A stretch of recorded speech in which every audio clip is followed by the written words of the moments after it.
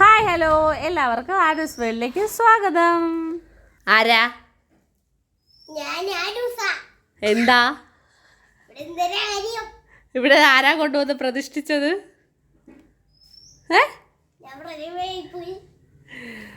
Okay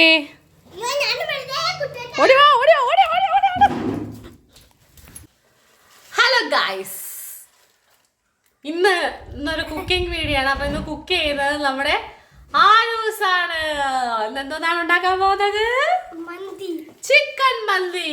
അപ്പൊ cooker മന്തി നമുക്ക് പെട്ടെന്ന് ഉണ്ടാക്കാൻ പറ്റുന്ന ഒരു കുക്കർ മന്തിയാണ് ഉണ്ടാക്കുന്നത്.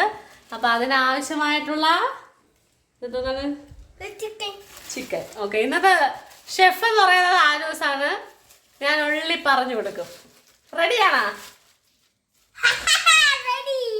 Are you ready? Okay, ready. What's your? Are you ready? Okay, ready. Okay. പെട്ടെന്ന് തട്ടി വേണം.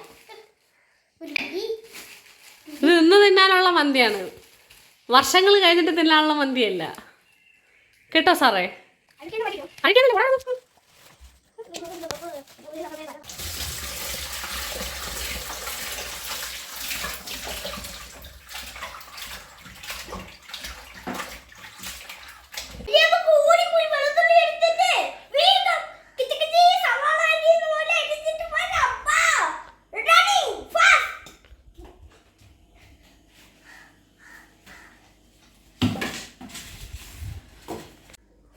ഫസ്റ്റ് ചിക്കൻ ഇട്ടു, ഇനി അടുത്ത്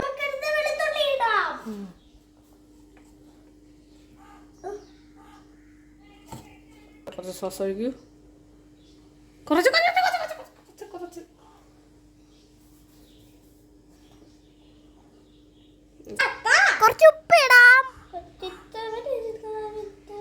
എന്നിട്ട് കുറച്ച് മഞ്ഞപ്പൊടിയും കുറച്ച് മുളക് പൊടി ഇട്ടിട്ടുണ്ട്. കാശ്മീരി ചില്ലിയാണ് ഇടേണ്ടത്. എൻ്റെ കയ്യിൽ അതില്ലാത്തതുകൊണ്ട് സാധാ മുളക് പൊടി തന്നെയാണ് ഇട്ടത്.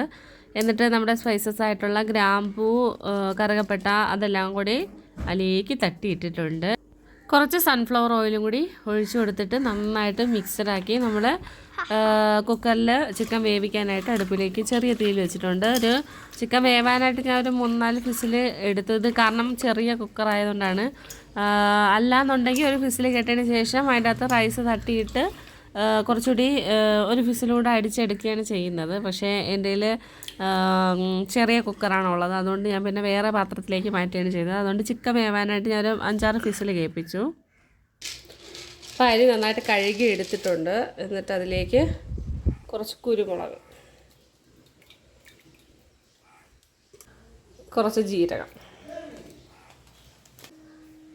കുറച്ച് ഉപ്പ്, പിന്നെ ചെറിയ 2 കഷ്ണം നാരങ്ങയും കൂടെ കട്ട് ചെയ്തിട്ടിട്ടുണ്ട്.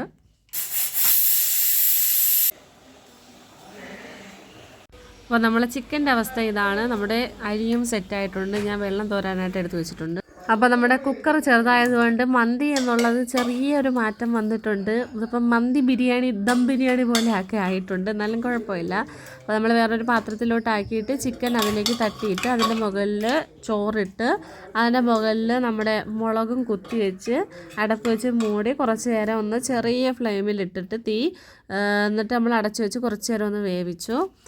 ഇതിപ്പോൾ നമ്മൾ ദമ്മിടുന്ന പോലെയായി. മറ്റൊന്നിലാണെങ്കിൽ കുക്കറിലാണെങ്കിൽ ചോറ് പാതി വേവിച്ചിട്ട് കുക്കറിനകത്ത് ഈ ചിക്കനും എല്ലാം കൂടെ ഇട്ട് 1-2 ഫിസിൽ കേൾക്കുമ്പോഴത്തേക്ക് സെറ്റാവും.